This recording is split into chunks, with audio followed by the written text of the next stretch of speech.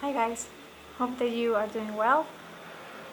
Um, so in the previous video I talked about Venezuela, and in this video I will also talk about Venezuela but with just a less personal approach. Um, I think that a lot of people, a lot of Venezuelans, when we think about where we are currently, we ask, how did we get here?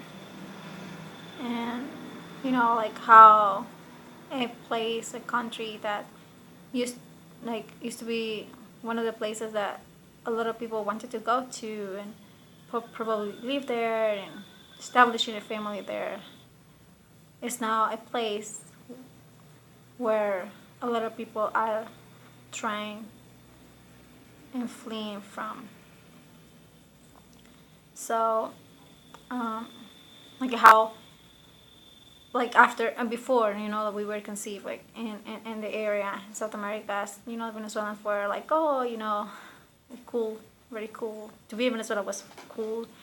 Now is like we are perceived as a plague. So,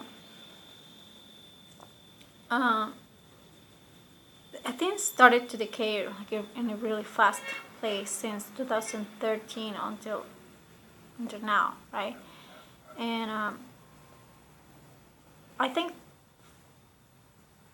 and as men as in other type of situations, people start developing some coping skills so that they could help them to face and go to everyday life in this kind of environments. In my case, when I was there, the coping mechanism was, helping others, and was helping others. I think that I wasn't doing it so much for others.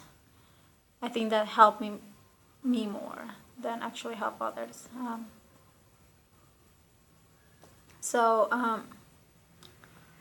But also with this mechanism, the coping mechanism, there were also other couple things that were present and they intensify during that time, and one of them was anxiety. Like I had kind of have a previous background about anxiety, and but it totally intensified during that time since 2014, and it started to become very, very hard to live with that, and just I think that I got used to be in a continuous state of anxiousness. Just seeing what will happen next, and that it's gonna be gone. Like something that is here now, it will be gone next day. About the robberies, just just being unsafe all the time, feeling unsafe all the time, and also this part of guiltiness, and I think like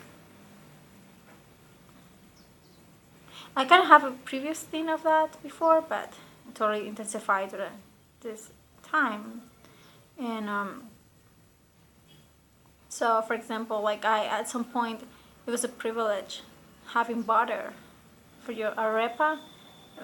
Having butter was a privilege, and also I had the opportunity to go to the States, and also to go to Greece and Kosovo, and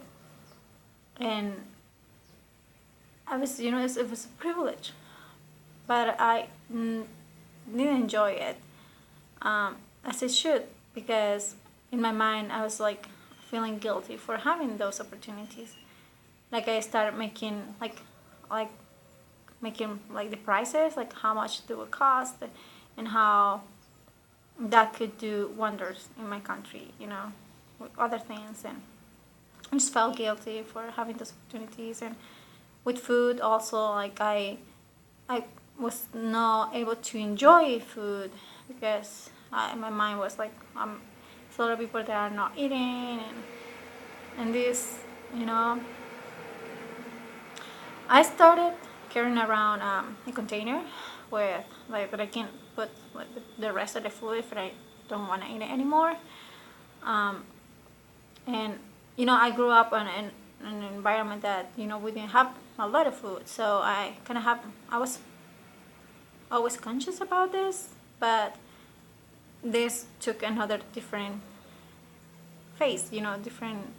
It was very extreme, and I ended up, eating things that I didn't like it, or also just saving food that was going bad. And the last time that happened was with Hadley.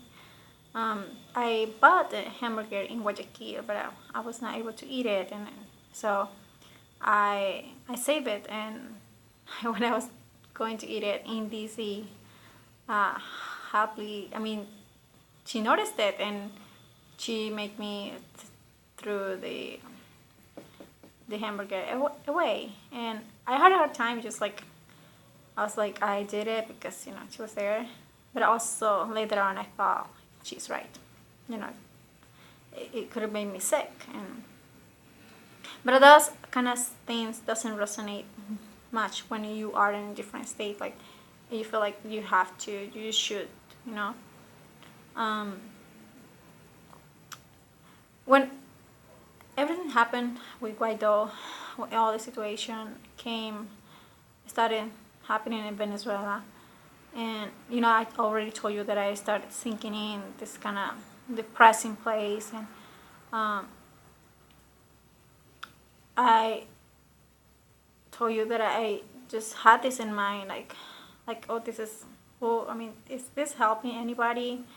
And also that I have two words in my mind. They were acceptance and not judgment.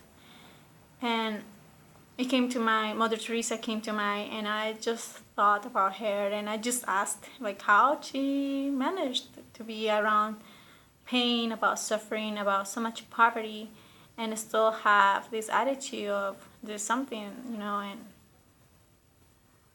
so as I think about her, I said she practiced some acceptance, and acceptance not necessarily means to throw your hands up in the air and say I can't do anything.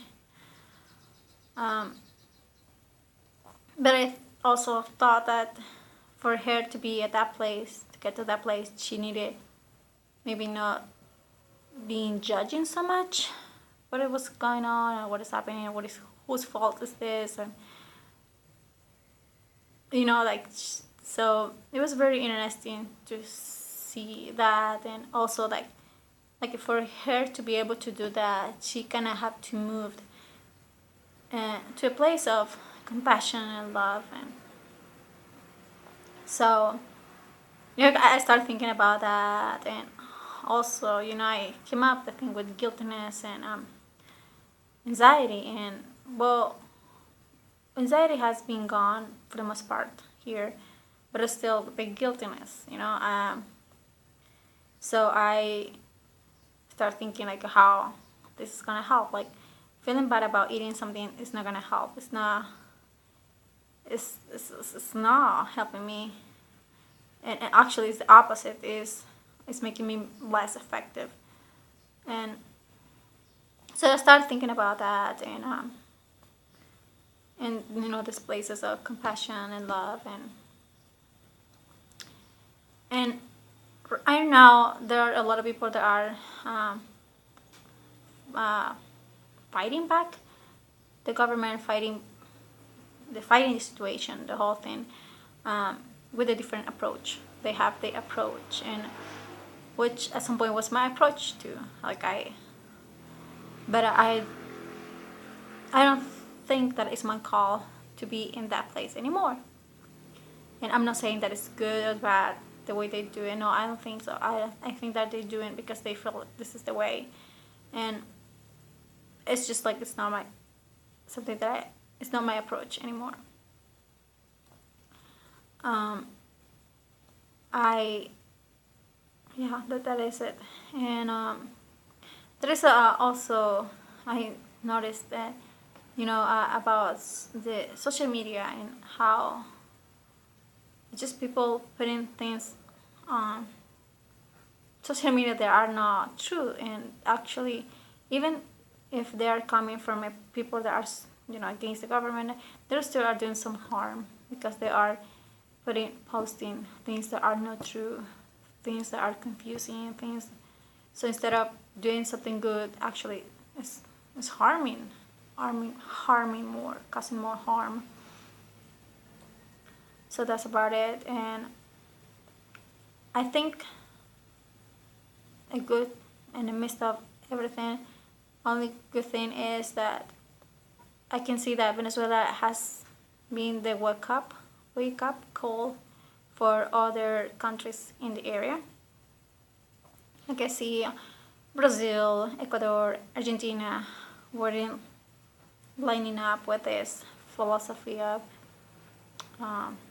the socialism of the 21st century. And because of what is happening in Venezuela, most of the people understood that they have to switch gears, because otherwise they will end up like us. So I think that, I'm glad that for that. And especially Colombia. Like Colombia was also, I got scared because this candidate that was very strong at some point in Colombia in the past elections, he was lining up in this kind of philosophy. So that's about it, guys. I wanted to share this thought with you, and I'm sorry for this video being too long. So I send you back, and bye.